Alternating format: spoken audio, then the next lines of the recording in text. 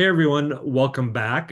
We are episode 2 of the Think Lab podcast. We've officially named it Think Lab. I'd like to welcome Michael Stanton. You are with Lake Sotheby's International Realty. Thank you for having that on the wall behind you. It makes Good my life morning. way easier. And then we got Dominic Sisley with Think Minnesota Realty. Myself, Dave Lilja, Think Minnesota Realty. So, how was the week? Week was good. Super good. Dominic? Yeah. Yeah, it was a good productive week. The snow is holding off here in Minnesota, so I think it's helping us stay busy. Well, the big news is Dominic's Cleveland Browns are officially eliminated from any shot at the Super Bowl for the year. So no real change there, but sorry. I did not know that he was a Cleveland Browns fan. I'm an Ohio Really? native, Northeast Ohio. Yep. That's Yep. awesome. I think you're the first Cleveland Browns person I've ever met. Oh, Not well, a lot. here I am. That's awesome. I got done wiping away the tears right before this call. Hey, that's okay because that's going to be a really good topic because you are not a native Minnesotan. And we were just talking about that in our marketing Mondays. Like native Minnesotans can sometimes just hang out with their grade school friends, high school friends, and it never Yeah, changes. And we were just speaking with a realtor who moved here from another state. And we're like, that's a topic. yeah. So maybe episode 3. If he was in his normal office, he has a Cleveland Brown helmet in the background, but Yeah. I so think we should all wear helmets one time. they don't make one big enough for me. Which one are you going to wear, Lilja? Seahawks. Oh, then I'll wear the Vikings, I guess. You have to. Yeah. I don't have to, but I will. All right. My All week right. was good. I was talking with one of my business partners, Randy. This might be the first time all year that I don't have anything personally under contract. Well, my week was good, but as usual, it's real estate, so it's not good. So it's just kind of weird out there. I just gonna put that out there in just plain language. What does that mean? It was good, but not good. Well, because I do have something under contract, and we were initially going to close in the month of December, but we're going to push it out into January for people's travel schedules and work schedules, which it's fine. It doesn't matter to me when it closes because it's not about me. And the weird thing about it is the seller, we threaded the needle, in my opinion, on this sale because it's a historic house, small town USA, built in 1907. The seller was really hoping that it would be a person that buys the property, that really understands the property and appreciates the property and wants to live in the property. So that's what we have. It's a cash purchase. The inspection is primarily just for buyers' education. And the seller threw a curveball at me on like 9 o'clock on Friday. I'm not going to sign any contracts until I physically speak to this person that's going to buy this house. I'm like, they live in Europe. I don't care. If I don't talk to these people, I'm not going to sign this contract. I'm like, you've sold the house, sign the contract. So now I have to figure out how to get this face to face conversation when a person's in Miami, another person's in Minneapolis, and the other person is like works at the Hague in Europe. So it's good, but it's good. We just closed on one that way. The buyer was in the Middle East. Yeah. And it's like, you know what? My job is to do what they want me to do. That is my fiduciary responsibility. So I will find a way to have some sort of a Zoom and we will deal with all the time uh, zones and we're just going to get it done. Nice. All right. Good job. All Yeah. right. So, first fast, rapid question. You ready? Yep. Go. Dominic, what is the Amen. biggest misconception of real estate when people find out you're in the business? The biggest misconception of real estate. Boy, that's a good question. Probably, the fact that it's that it could be way more nuanced than I think we talked about this a little bit last week, but it's more than just opening the door and showing people around and deciding, do you want to buy this or not? There's a lot of guiding and advice that kind of goes into it, and people expect you to be really knowledgeable about a lot of different things. So I think as agents, for myself, I try to stay up on financial news, political news, local and kind of macro real estate trends and news and interest rates, all these things, because a lot of it just factors in. So I think the biggest misconception is that it's a pretty face and we're just here to sell a house, but I think a lot of it is really being tapped into what's going on and how to make the right deal for your client and piecing that all together. And like you guys have touched on, there's a lot of different challenges that we come up against that I don't think people would even expect. People living in different time zones, different countries, trying to buy properties internationally, whatever. I don't think people think about the complexity that sometimes goes into a deal. They're not all just turnkey. Michael, Um, Ask the question again. what's the biggest misconception of real estate when people find out you're in real estate?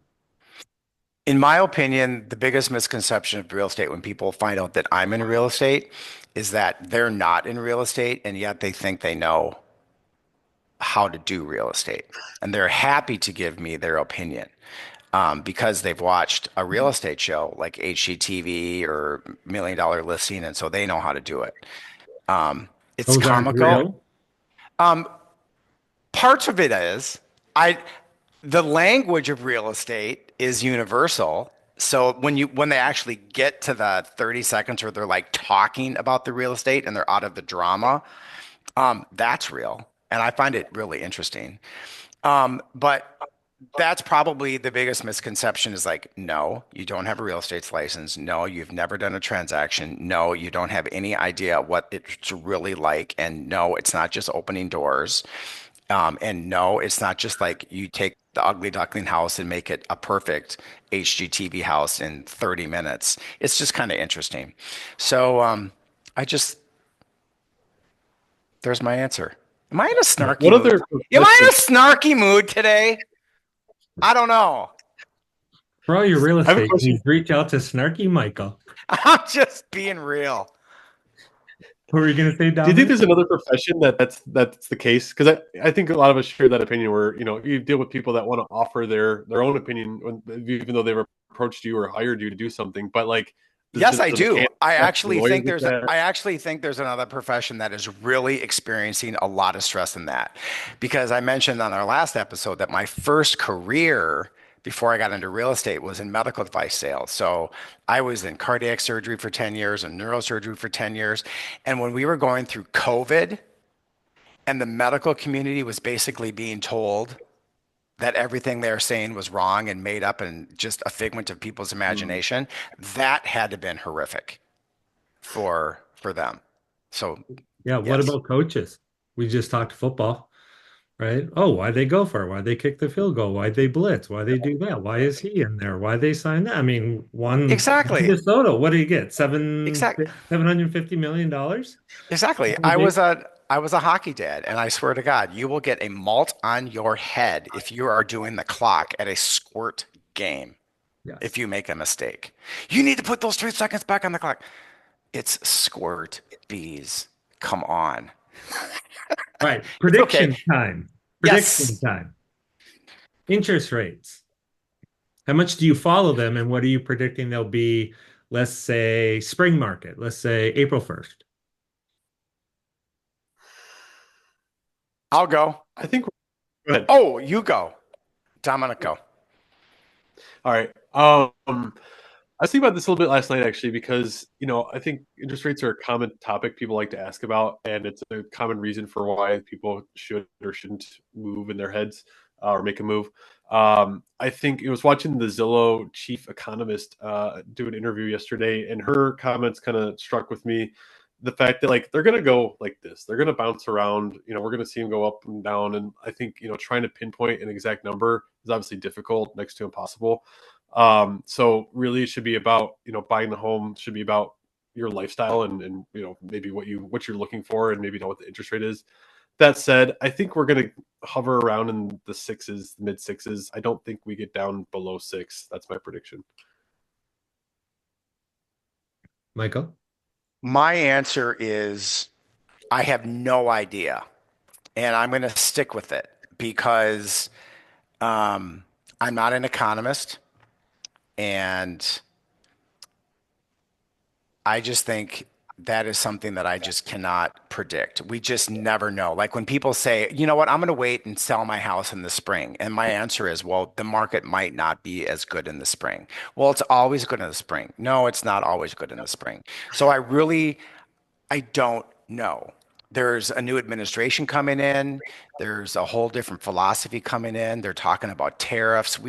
Nobody knows what's going to happen. So my answer is, I have no way to predict. Yeah, Fair? no, I think it's a great answer. I struggle with it because even though I'm in this business, I hear it daily.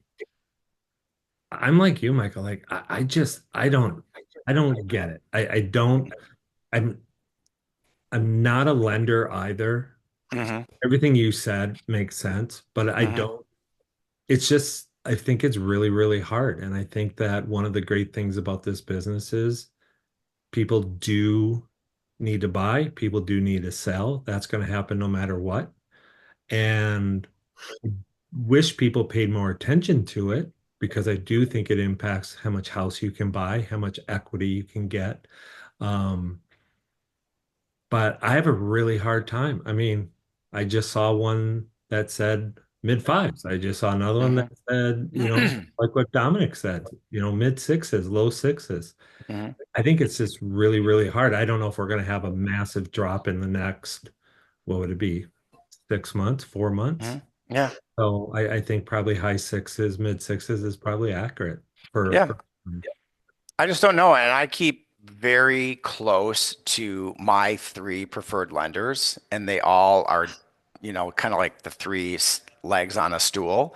And, one of the things that happens is, people will talk about, oh, the Fed just dropped the interest rate. So that's going to make the interest rates drop. No, they're not connected. So the Fed can drop the interest rates and the interest rates can go up for houses. The Feds can raise the interest rate and the mortgage rate can drop. It's like they're not connected. And it's once again, I'm not an economist. And I always, always, always lean and direct right back to the lender. Yeah, I think so more than interest rate, things to pay attention to are like things like inflation, money supply, that will impact, if inflation's not under control, there's not a lot of incentive to drop the interest rate, to kind of cool things down. So those are other things I look at just to kind of get a ballpark of like where are things headed in a macro environment. does anyone do any type of business with any type of crypto? I was just thinking that. Oh my gosh, we're connected. We're like brothers. Um, the thing is I've heard several presentations on crypto in real estate. I've never done a transaction personally with crypto. I think it's happening. I don't know where, but I was again looking at a rerun of one of the Bravo shows, Million Dollar Listing, and I think it was in New York. And Yeah. if this transaction would have been done with the crypto, and I think it was like $5 million for some condo on the Upper East Side of Manhattan, that $5 million crypto would be in the double digits today. So I don't know. I mean, I don't believe the US government works in any kind of cryptocurrency right now, do they? I'm gonna defer to Dominic. He's my crypto specialist. Are you a Well, crypto guy, there's Dominic? I think we should differentiate crypto and Bitcoin. Okay. Okay. What's the I'm a difference? kind of a Bitcoin, I think, is a class by itself. It's we could have a whole other podcast about this, but the Okay. fact that there's no centralized authority, and the fact that there's a cap on the number of Bitcoin that will ever exist is a known cap. Okay. So you can't just print. And we know the mint schedule, so how much Bitcoin will be released into the market over a period of the next 100 plus years. So those are all known things. Okay. So those are, I think, what part. And you know the new administration that's coming in is, they're touting this Bitcoin as something that they are bullish on, and they've talked about the U.S. having their own stockpile of Bitcoin, accumulating upwards of 1 million Bitcoin over the next 5 years. So I think it'll be interesting to watch and see how that plays out. I think if there's a lot of, I think not a majority, but there's a decent swath of people in America and globally that hold some sort of crypto. And I think we're going to see more people that are going to want to transact in this, especially as, if the Bitcoin goes up and other cryptos go up, they're going to want to be able to spend that without taking capital gains potentially. And so I think it would be interesting to have a title company come on and talk about maybe handling a transaction where either one or both ends are interested in transacting in some sort of cryptocurrency. You get Can I their ask a question? perspective. Can I ask a question? Yeah. Okay. So the episode that I was referring to was Bitcoin. It was Okay. not crypto. So my question is, what is the difference between crypto and Bitcoin? The difference, so Bitcoin is widely considered like an asset or commodity. Some of these other cryptos are classified more as a security. So there's kind of a financial difference in terms of legality. But then there's kind of fundamental differences because, like I said, there's Bitcoin. The creator is not a centralized known entity. It's Satoshi Nakamoto, if anyone's heard of that name, is a pseudonymous reference to either a person or a group of people. It's not known, where they created this project and left it for the world to decide what they wanted to do with it. So one of the terms that I like about Bitcoin is it's a set of rules without rulers. So you're not subject to, a CEO of a company or the creator of said coin coming in and changing the rules. You have to get consensus from a global network. It's the strongest network in the world. And so I think those are some of the definitive things that make Bitcoin different from crypto. I find that Interesting. fascinating. Yeah, I don't have, yeah. Yeah. Well, it's a huge topic in conversation. So it'll be interesting to be Yeah. educated. Right now, I think it's I'm trying really to wrap interesting. my head around AI, and now I'm going to have to start wrapping my head around Bitcoin and cryptocurrency. But hey, you know what? Lifelong learning, man. Well, Keep on it. Yeah. there was a former Digital. Seahawk that Think about it. what's that? As I think about it as digital gold, Bitcoin. So there was a former Seahawk left tackle, represented himself, went into free agency, signed with the Chargers, and he converted the league would not pay him in Bitcoin, but he took the money and converted it to Bitcoin. So there's Hmm. a bunch of articles on him right now as well out there because he's still highly involved with Bitcoin. He's no longer playing, but yeah, I found that interesting. And Michael, the thing that you're talking about, that was Ryan Serhant. Yes, it was. 'Cause I just didn't want to that say thread it. has been in my social media recently as well. So Yeah, yeah, I think Sirhan. Dominic, it's a really good topic that we should have and let you lead the way because Yeah. I try to watch, there was a thing on 60 Minutes last night about crypto and it honestly, it hurts my head. Yeah. No, I love But talking about it. actually, Dominic, you just helped me a Yeah. lot because I'm thinking you separated them well. And if it's kind of like digital gold and gold is a limited resource, I'm kind of Yep. thinking to myself, man, maybe I should throw some bucks into Bitcoin and see what happens. What the heck?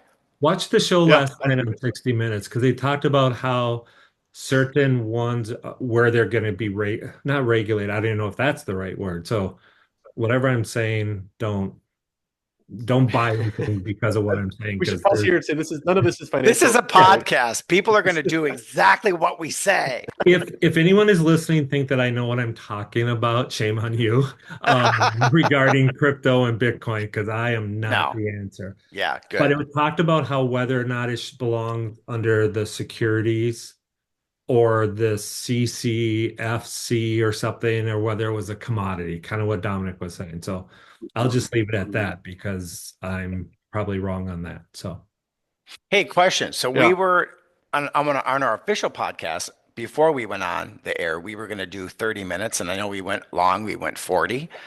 So we're 11:25. Are we going to stay on 30, or what's our time scale? I'm 19 minutes in. So yeah, we're gonna try to stay. Okay. Okay. All right. Next question. end of Yep. the year, blah, blah, blah, real estate, everyone's like, oh, you got to do your vision board. You got to do your goals. You got to do you do any of that? Any of you? Do you have goals? Do you set goals? Do you do a vision board? Do you forecast out? How do you kind of put 24 to bed and welcome 25 in your business?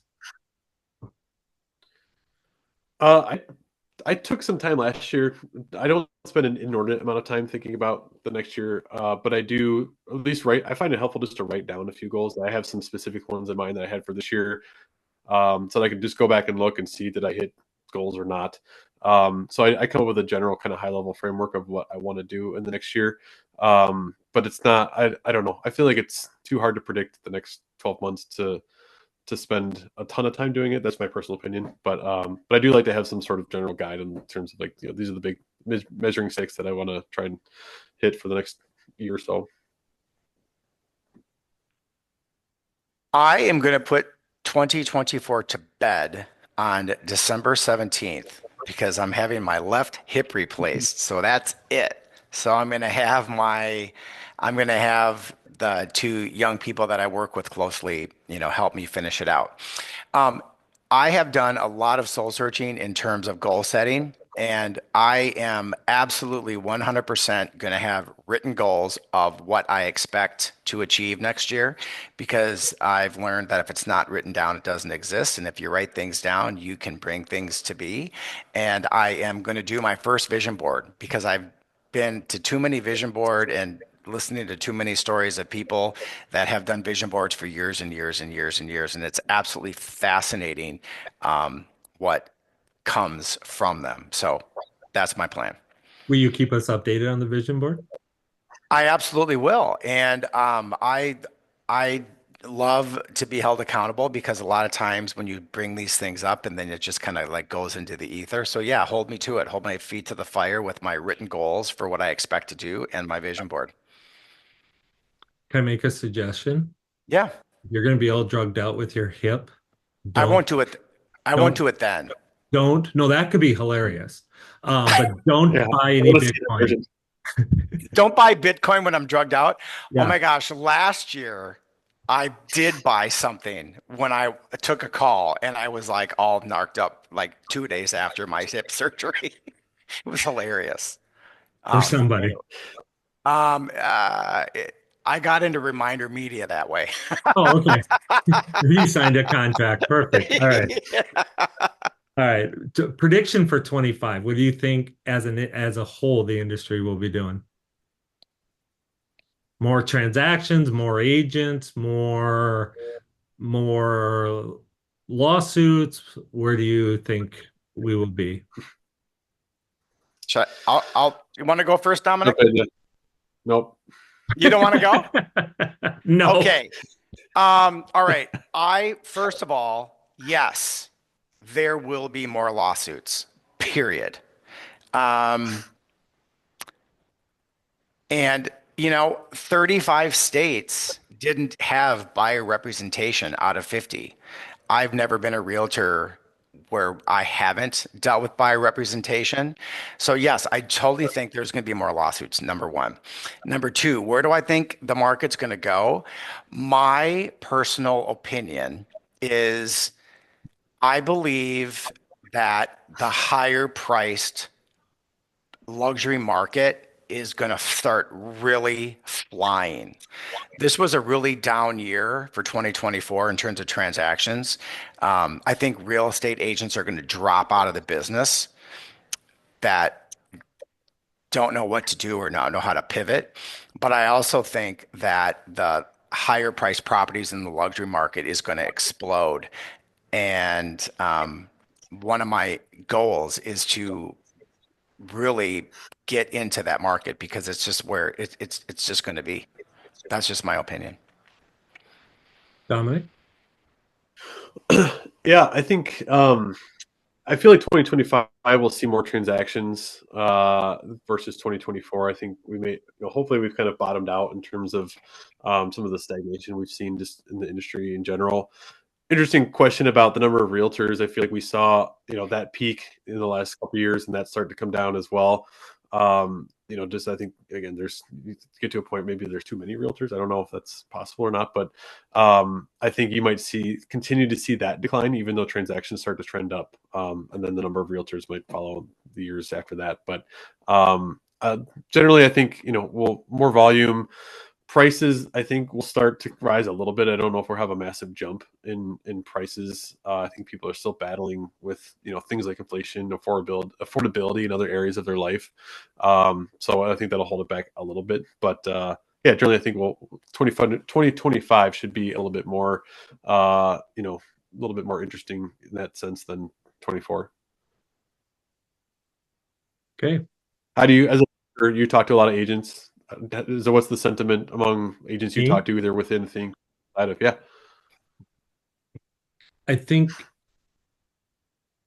I think people I think the agent count will grow. You do? I do.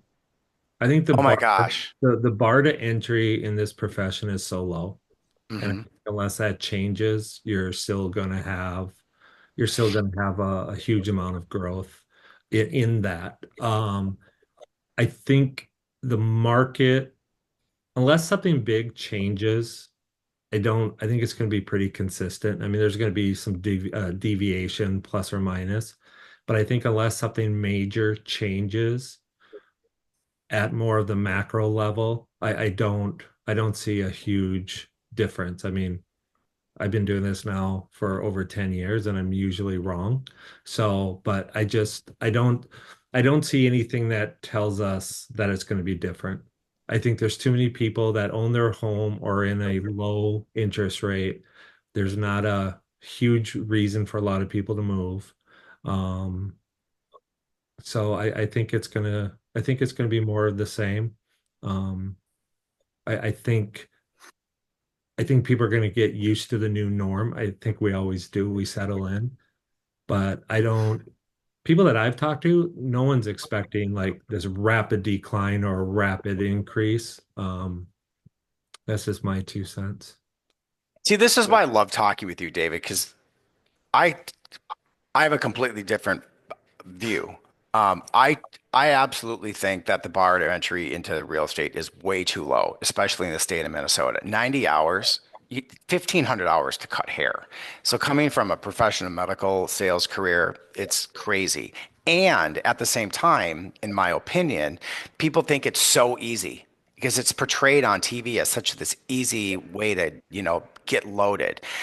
When I switched over from corporate medical device sales into real estate, I fell flat on my face as a realtor. It was the most humiliating experience because I was trying to do it like a corporate salesperson. And when I finally like stopped and like, okay, I don't get this and had to be trained, like how to be taught how to become a realtor, it's so different. And I've just noticed there's so many people coming onto teams and are expecting to be spoon-fed leads and this is an independently owned small business. And I just think that when not many people really want to dig in and jump on that learning curve, and it's changing so quickly. It's But changing so quickly. but I And agree with you on that. We agree on that. So you said okay, you and I are different. I totally agree with the entry. but You I think there's going to be a lot of realtors that are going to drop out because number one, they're not wanting to learn the new laws of the land in terms of the new rules. And right now, Those I are all think the there's, people that do zero though. So to me, but there's even people that aren't even going to want to learn how to do social media, and they're not even going to learn how to do AI. And I don't believe AI is going to replace us. I think the realtors utilizing AI and social media are going to replace the ones that just won't learn the new tools.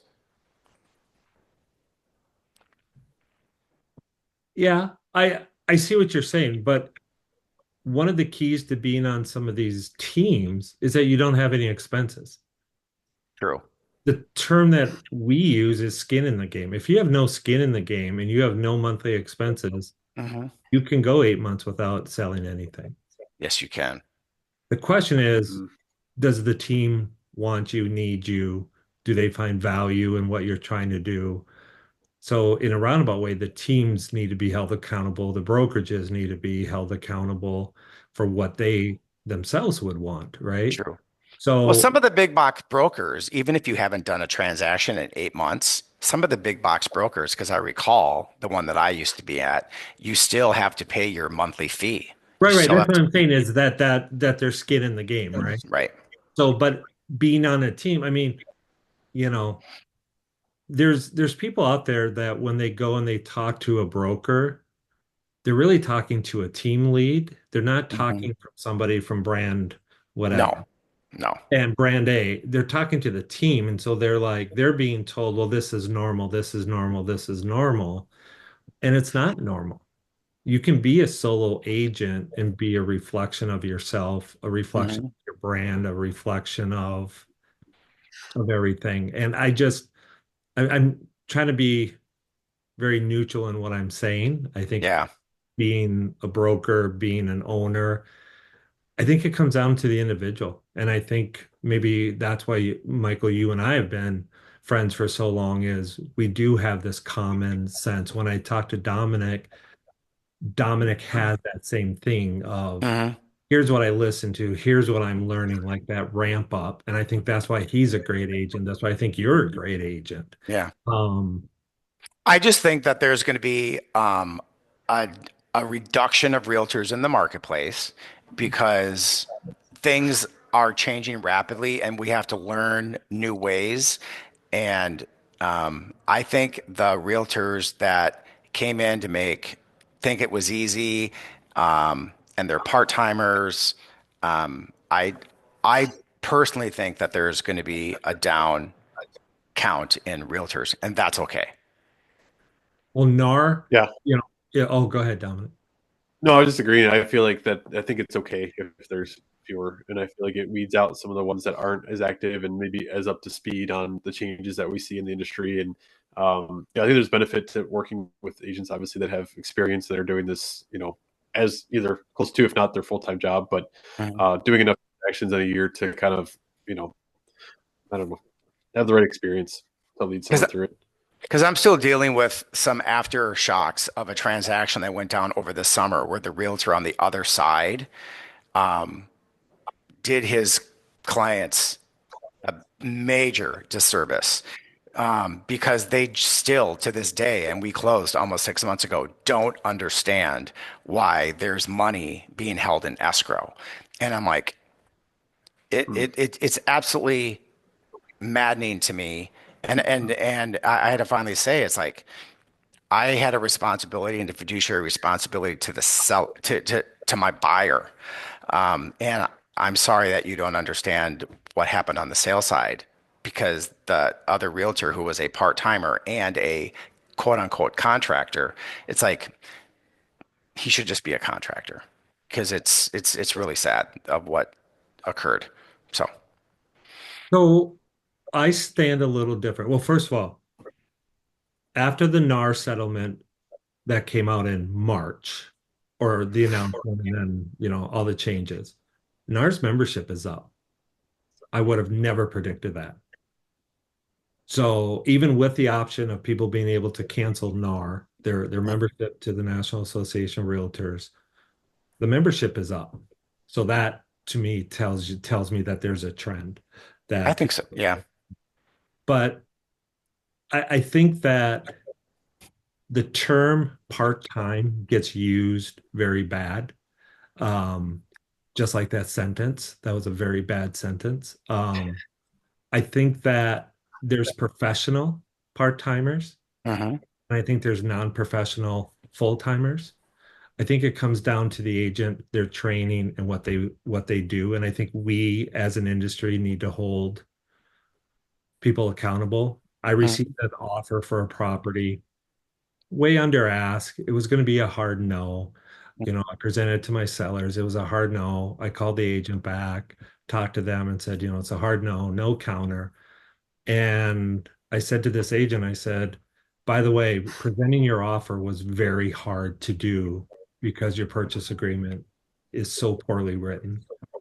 And I just said to them, I said, do you want me to kind of pinpoint some things that if we would have accepted their offer, my counter offer addendum probably would have been 2 pages because they had missed so much stuff.